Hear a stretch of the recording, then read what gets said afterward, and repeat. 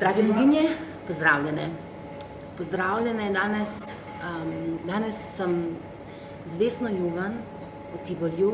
Dobili sva se res s posebnim namenom in vse veste, sem Suzana Grau, voditeljica Rdečih šotorov, urednica koledarja za boginje in za vas delam delavnice in obrede za opolnomočenje žensk.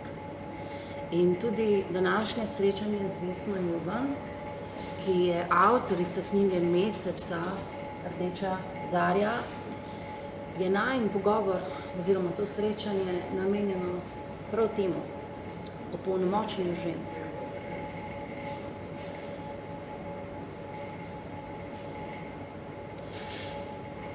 Nikoli ni pravega trenutka in popolnega trenutka, da se izrazimo in da podelimo, kdor smo. In pravi trenutek je trenutek, ko se mi odločimo in ko rečemo, zdaj je ta čas, zdaj želim deliti in tole je, kar imam na mojem pladnju.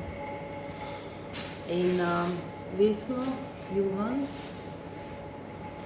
sem povabila, ker je prva avtorica v Sloveniji, prva ženska avtorica v Sloveniji, ki je v slovenskem jeziku napisala priročnik za ženske.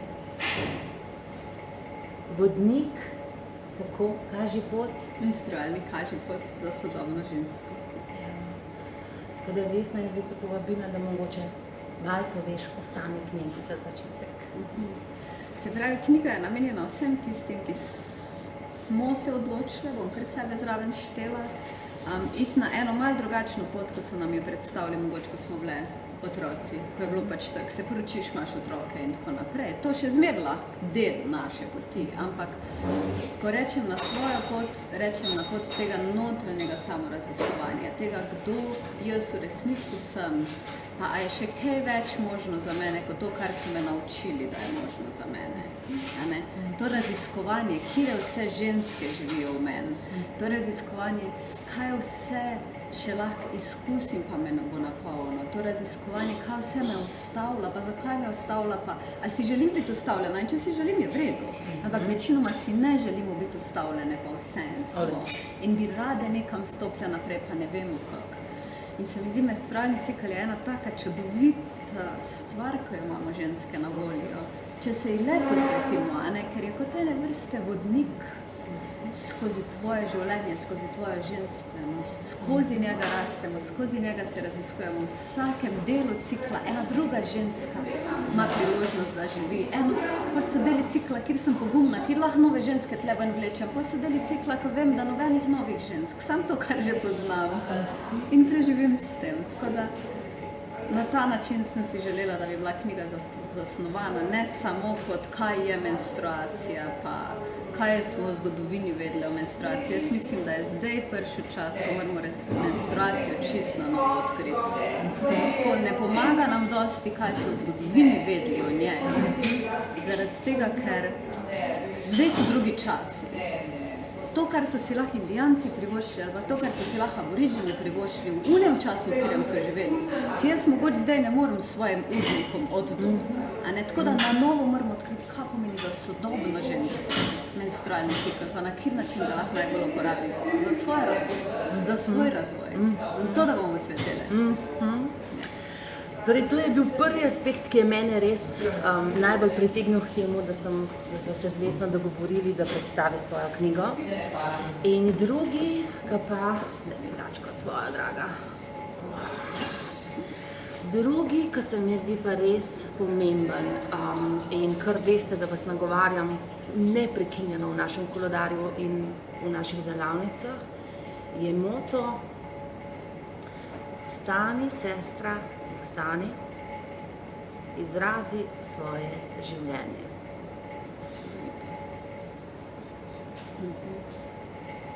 In koliko zanimivih izzivov je na poti in mene se je zelo dotaknilo dejansko ta pogum usesti se in reči, tole želim podeliti, tole bo moja knjiga. Mene se je to tako. Ne se je tudi dotaknil ta pogum. Moram povedati, res bi rada to povedala, zato ker eni ljudje si mislite, da tisti, ko nekaj ustvarjamo, da nam je vse tako enostavno pa tako lahko. Kjerkoli nova stvar se lotimo, ni tako lahko, ko navzven mogoče zgleda in vedno greš tudi samo en proces. Ja. A ne? In jaz sem to knjigo napisala zato, ker so ženske na delavnicah rekle, Vesna, to more biti na voljo ženskam. Zakaj tega nismo vedeli, ko smo bile stare 15 let? Srega, ne vem, ker takrat še noben ni vedel, pa ker noben ni še napisal o tem, kaj dosta. Ne? In pa so rekli, daj napiš pol knjigo, da bojo lahko tiste, ki ne pridejo na delavnice, dobile to znanje. A ne? In pol sem res v bistvu rekla, po parih letih, ko so mi to govorili, sem rekla, pa mogoče pa res čas, da napišem, da zapišem to, da bo na voljo več ženskam. A ne? Tako da, evo, ampak potem je pa začel moj proces. Potem pa, naprimer, sem rekla za novo leto lani, sem rekla, evo, cel teden vsem sem povedala, da se hermetično dol zaprem, da nimajo dostopa do mene, da ne morajo me niti po telefonu poklicati, ker jaz pišem knjigo.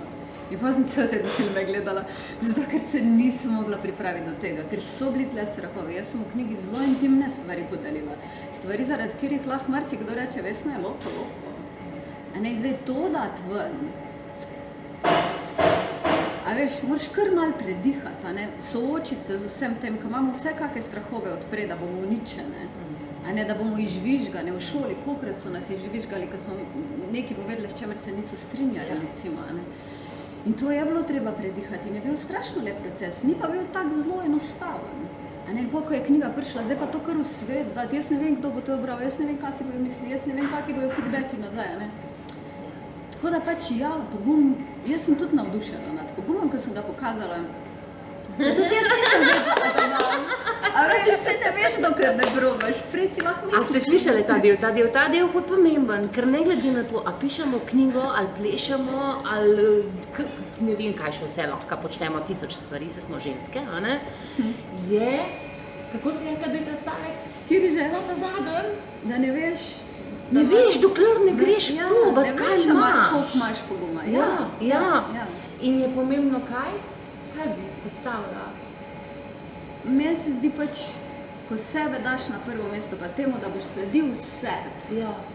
Pol pač, kaj jaz naredim? Jaz sem recimo maja začela knjigo prodajati, ko še niti približno ni bila napisana, zato ker sem vedela, da če ne bom imela resnega razloga, da jo dokončam, jo ne bom dokončala. To je pač moja stvar. Jaz ne vem, če ste vi enake, da ne dokončate stvari, ampak jaz, če nimam, mene so pri rojstvu na vakuum ven vlekli in zdaj rabim za vsak projekt, da ga rodim spet vakuum. In ko sem pa enkrat 100 knjig prodala, pa ni bilo več šanse, da vsem tem ljudem denar vrnem, pa temu pravičim, ker sorry, ni mi uspelo napisati, ne. In pol sem pač resno šla v ta proces.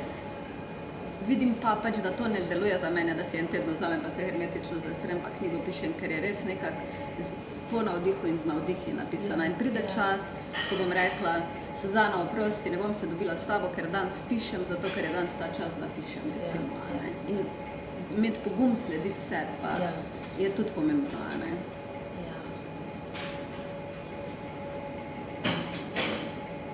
Ja. To je pa bil zdaj kelner, ko je nekaj razbil tam, ne? Midve sva imeli zelo dober plan, da bova to posnele zunaj v naravi, kot se pritiče ženskam, ampak moderni časi zahtevajo moderne pristope, tako da sva notri. Ja. In znotraj cikla se pojavi prostor, ko zaslišimo, kaj so naše sanje. Ko zaslišimo, tole bi želeli dati v svet. In darilo cikla je, da vsak mesec pride. In lahko rečemo 27-krat ne nečemu, pa 28 rečemo, ok, da sem pripravljena prisluhniti.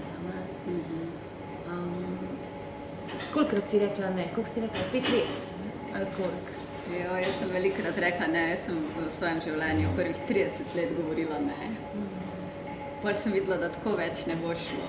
Nisem še rekla ja, sam sem pa videla, da tako več ne bo šlo. Pol sem malo iskala neko smer, oziroma tako bom rekla, poslušala sem, kam me kliče življenje. Enkrat sem se dobesedno vlegla, takrat sem bila malo več, že kakih 35 ali pa 37 stara in sem rekla, ničesar, nobenega projekta več ne naredim. Vsi so se že norčevali z mene, ker sem imela toliko projektov in sem rekla, zdaj pa ustavim vse, ker vem, da noben ni zares moj.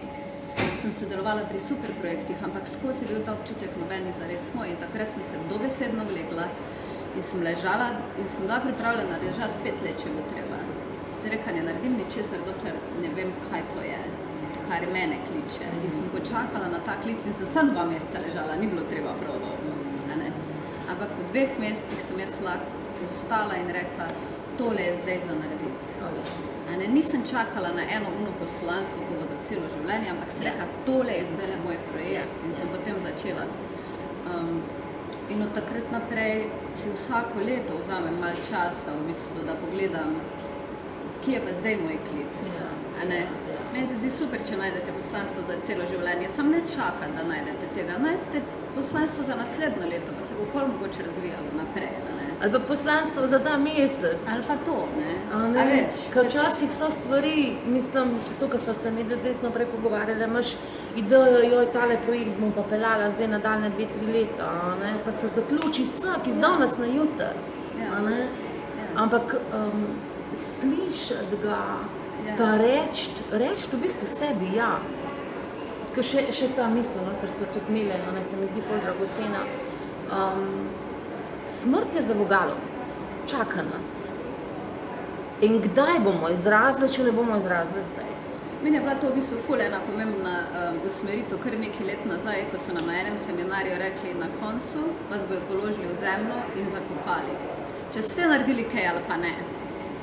In se mi je tako zdelo, ojoj, to je res, ampak nikoli do takrat nisem tako razmišljala. Ampak na koncu nas bojo zakopali, če smo naredili kaj ali pa ne. Torej, a si želimo kaj narediti?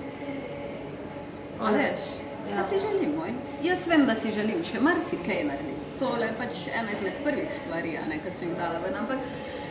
In bolj kot poslanstvo mi je všeč beseda klic. Nekaj te pokliče in veš, da je to za zdaj, za ta trenutek, tole me kliče in tole bom naredila. No, torej, drage boginje, to je bil mali utrinek